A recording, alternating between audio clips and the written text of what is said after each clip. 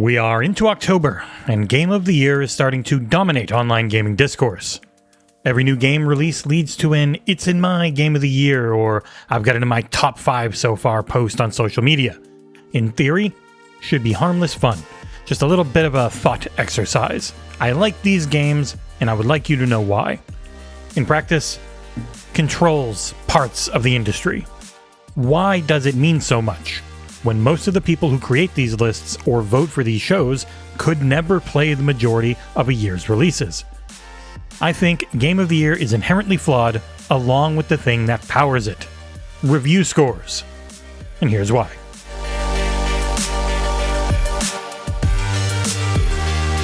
Jeff Keighley's The Game Awards is the industry's attempt to have a major of the year award season.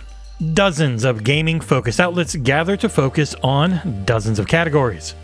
The most prestigious of those is Game of the Year.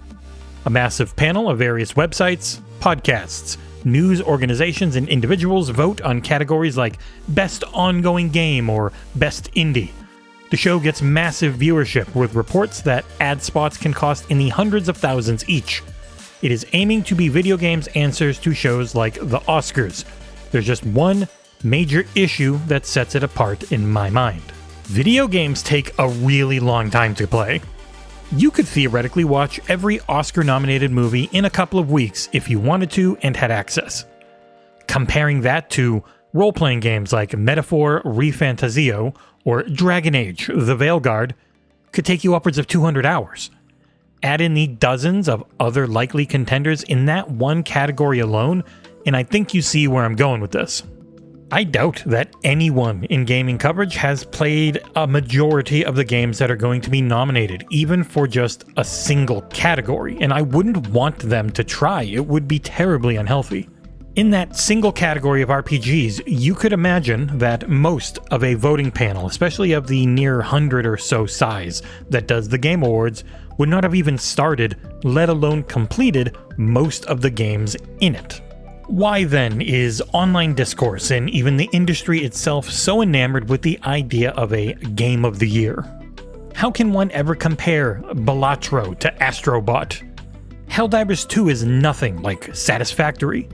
Even within individual genre breakdowns like Best Ongoing Game, you have single-player titles with paid DLC like Cyberpunk 2077 versus free-to-play titles like Apex Legends or Fortnite. Best RPG in 2023 had Sea of Stars, Lies of P, Baldur's Gate 3, Final Fantasy 16, and Starfield in a strange mishmash of what are role-playing games but offer thoroughly disparate experiences when you play them. And I'm not even talking about the quality of any of them, it's just what is this actual game? An RPG is an RPG. But within RPGs, you have CRPGs, third-person RPGs, first-person RPGs, turn-based, active combat. There's dozens of variants.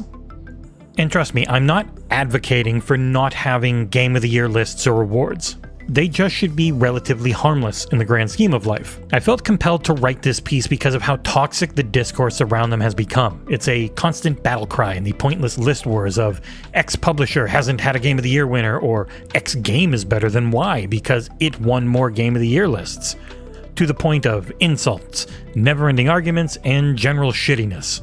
And discourse like this is not limited to just fandoms.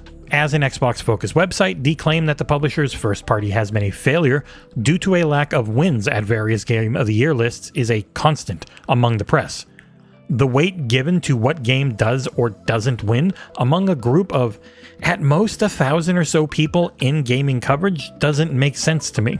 I also have major issues with how important scores are on reviews, as Game of the Year discourse is intrinsically tied to them. Review scores are often given a worth incommensurate to what is warranted. As a site listed on Metacritic and OpenCritic, I'd like to break down how both work, as scores tie heavily into Game of the Year, except for when they seemingly do not. Metacritic takes every website listed on it into consideration for its aggregate score. These sites are assigned an undisclosed amount of weighting. A site like IGN in general appears to influence the aggregate far more than any site our size. Those out there stating X sites are propping up the score of this first-party game, seemingly ignore or don't know that one score from all of us means nothing compared to the one or more scores a site like IGN will have listed.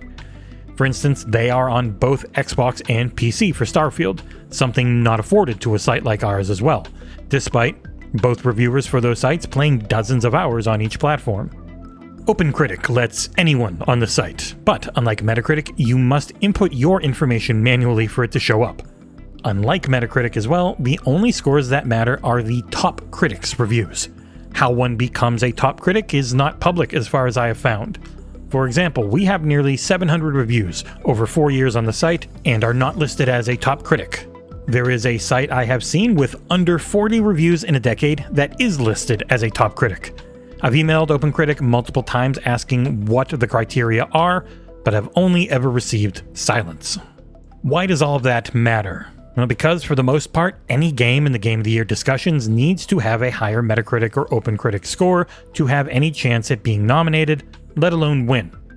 Sometimes a game like a Death Stranding or a Ghost of Tsushima can get nominated despite being low 80s average, but it is not the norm.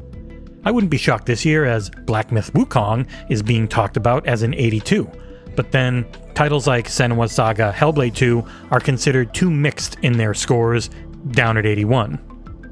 People, almost entirely in bad faith, have also been calling for quote-unquote objective reviews, which would of course just be a list of facts that give zero inference on what a game is like to actually play. It's pointless, and often review scores themselves are also just determined after grinding a long game in a short time, desperately trying to hit an embargo. The weight that review scores carry over their words is one of my main issues with the Game of the Year discourse. Excellent titles get overlooked all the time. They didn't have a big PR firm pushing them maybe, so they get a handful of reviews where only a few of them end up mattering. Their fate and their chances of being on these Game of the Year lists are tied to a dozen or so people, mostly overworked and underpaid themselves. And I think my biggest problem overall with the weight review scores are given is that there can never be a scientific method for determining them. Every review score given in gaming history has been a subjective one, done at the moment you were forced to put it down. Whether it's a group or individual, there is no right way to score a game. Is a 7 for you good? Cool. Is an 8 for you over there also only good? Cool, I guess, because in the end, there really is no way to say someone's wrong for something that has no inherent rule set. We try to use the full 100 points here at XboxEra. Sites like Windows Central have their 5-star system. Other sites like IGN have a strict 10-point setup. Still, the aggregate sites of OpenCritic and Metacritic will smash all of them together in the same 100-point value based on the math, which I do not think works.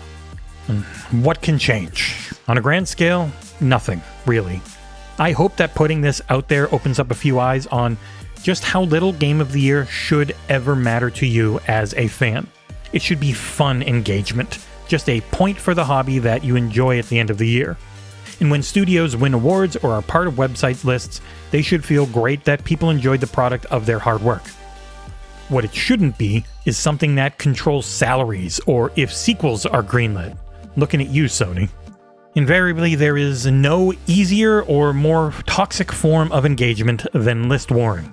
It seeps its way into every part of life, from religion to sports, politics, and entertainment. When the year is up and you're thinking of what you liked and see that someone else didn't, maybe try a polite back and forth instead of calling them a shithead or putting up a string of clown emojis.